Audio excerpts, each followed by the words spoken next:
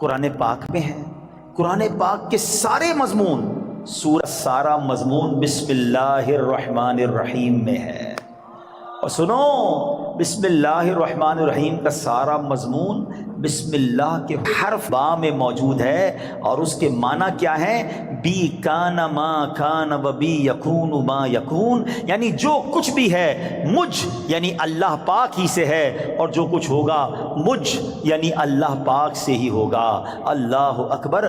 یہ کمال ہے بسم اللہ الرحمن الرحیم کا کہ تمام صحیفوں اور قرآن مجید کا نچوڑ اس کے اندر موجود ہے۔ اور سبحان اللہ، بسم اللہ کے فضائل کتنے! امام فخر الدین رازی رحمۃ اللہ تعالی فرماتے ہیں بسم اللہ الرحمن الرحیم کے 19 حروف ہیں، ٹھیک ہے، اور دوزخ پر عذاب دینے والے فرشتے بھی 19 ہیں۔ تو آپ فرماتے ہیں کہ امید ہے ایک ایک حرف کی برکت سے ایک ایک فرشتے کا عذاب دور ہو جائے گا۔ بسم اللہ پڑھتے رہا کرو۔ اچھا، آپ فرماتے ہیں دن میں کتنے گھنٹے؟ دن رات میں 24 گھنٹے ہیں۔ فرماتے 5 گھنٹے 5 نمازوں میں گھیر لیے، 19 گھنٹوں کے لیے بسم اللہ الرحمن الرحیم کے 19 حروف عطا فرمائے۔ پس جو خوش نصیب بسم اللہ الرحمن الرحیم کا ورد کرتا رہے اور نماز 5 وقت پڑھتا رہے، اس کا ہر گھنٹہ عبادت میں کاؤنٹ ہوتا رہے گا۔ تو یہ کمال کا وظیفہ ہے۔ نارملی ہماری توجہ اس طرف نہیں جاتی ہے۔ اچھا، بعض اوقات ہم لوگ کہتے ہیں ہمارے کام ادھورے رہ جاتے ہیں، کام شروع کرتے ہیں، ڈیل بنتے بنتے رہ جاتی ہے، کام ادھورا رہ جاتا ہے، پوری نہیں ہو پاتی ہماری بات۔ سنیے، اللہ پاک کے پیارے اور آخری نبی صلی اللہ تعالیٰ علیہ وسلم نے فرمایا جو بھی اہم کام بسم اللہ سے شروع نہیں کیا جاتا وہ ادھورا رہ جاتا ہے۔ غور فرمائیے، یہ کیسی محرومی ہے! اگر اچھے اور اہم کام سے پہلے بسم اللہ نہ پڑھی جائے تو کام ادھورے رہ جاتے ہیں، اس میں برکت نہیں ہوتی۔ اب ہو سکتا ہے کہ ذہن میں خیال آئے کہ میں تو بسم اللہ نہیں پڑھتا، پھر بھی کام پورے ہو جاتے ہیں۔ تو اس کا جواب یہ ہے کہ کام کا بظاہر پورا ہو جانا اور بات ہے، اور اس میں برکت کا نہ ہونا اور۔ مثلا کسی نے بغیر بسم اللہ کے کھانا کھایا، کھانا پیٹ میں بھی گیا، پیٹ بھر بھی گیا، لیکن اب اس میں برکت اسے حاصل نہیں ہوگی، کھانا پوری طرح ہضم نہیں ہوتا، یا بعض اوقات جزو بدن نہیں بنتا، بہت ساری جناب اس میں پرابلم رہتی ہیں۔ تو بہرحال ہمیں جو ہے بسم اللہ شریف کا ورد کرنا چاہیے، اور ایسے ایسے واقعات اس کے فضائل میں کتابوں میں لکھے۔ امیر اہل سنت نے اپنی شورۂ آفاق کتاب فیضان سنت میں ایک کمال کا واقعہ لکھا کہ ایک مبلغ جو ہے، ایک داعی جو ہے، بسم اللہ کے فضائل بیان کر رہے تھے، تو ایک غیر مسلم عورت بھی بیٹھی تھی۔ لڑکی نے سنا کہ بسم اللہ کی اتنی فضیلت ہے، تو اب اس نے جناب اسلام قبول کر لیا۔ اب اس کی زبان پر ہر وقت بسم اللہ رہتا تھا۔ تو اب جو اس کا والد تھا نا، غیر مسلم تھا، وہ بڑا غصے میں آیا، طرح طرح کی تکلیفیں دینے لگا کہ کسی طرح اپنی بیٹی کو جو ہے وہ تکلیف دے کر اسلام سے پھیر لے، اور اگر نہیں مانتی تو اب اس پر کوئی الزام لگائیں تاکہ یہ قتل کر دی جائے۔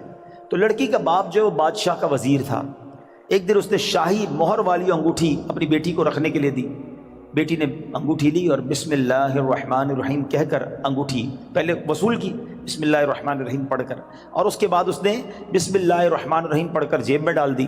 رات کو جب وہ سوئی تو والد نے انگوٹھی جیب سے نکالی اور دریا میں ڈال دی کہ اب صبح جب انگوٹھی نہیں ہوگی تو اس کو پکڑا دوں گا اور یہ ماری جائے گی۔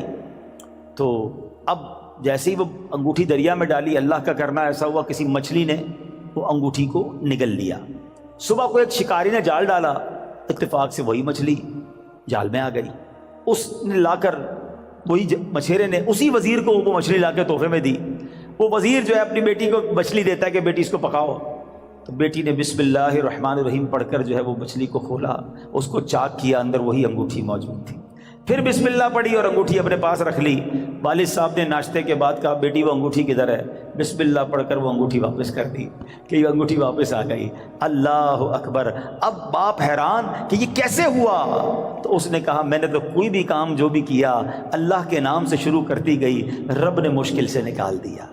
ہمارا پرابلم یہی ہے، ہم بہت ساری فضول باتیں کرتے ہیں، اللہ کا ذکر نہیں کرتے، اللہ کا نام نہیں لیتے۔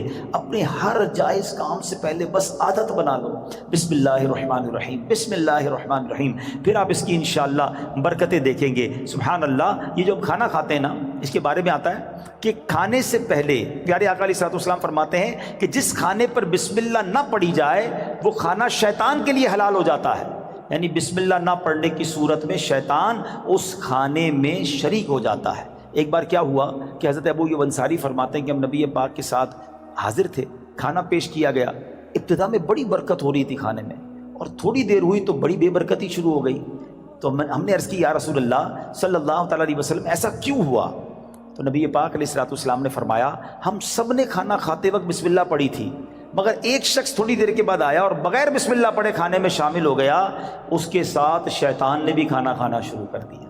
تو کھانے کی بے برکتی بھی بغیر بسم اللہ کے ہوتی ہے۔ اچھا، پھر بی بی عائشہ صدیقہ فرماتی ہیں کہ جب کوئی شخص کھانا کھائے تو اللہ پاک کا نام لے، یعنی بسم اللہ پڑھے، اور اگر نہیں پڑھ سکا، شروع میں پڑھنا بھول گیا، تو پھر یوں کہے بسم اللہ اولہ و آخرہ، تو انشاءاللہ اس کی برکت سے وہ جو بے برکتی والا معاملہ ہے وہ بھی دور ہو جائے گا۔ اچھا، اب وہی والی بات کہ حفاظت کیسے ہوتی ہے بسم اللہ سے۔ ایک مرتبہ صحابی رسول حضرت خالد بن ولید رضی اللہ تعالیٰ عنہ، کچھ مجوسی آئے آتش پرست، کہا ہمیں ایسی کوئی نشانی بتائیں، اگر آپ اسلام سچا مذہب ہے تو کوئی ایسی نشانی بتائیں کہ ہم اسلام کی حقانیت کو مان لیں۔ تو حضرت خالد بن ولید نے زہر قاتل منگوایا اور بسم اللہ الرحمن الرحیم پڑھ کر اسے پی لیا۔ بسم اللہ کی برکت سے آپ پر اس زہر نے اثر نہیں کیا۔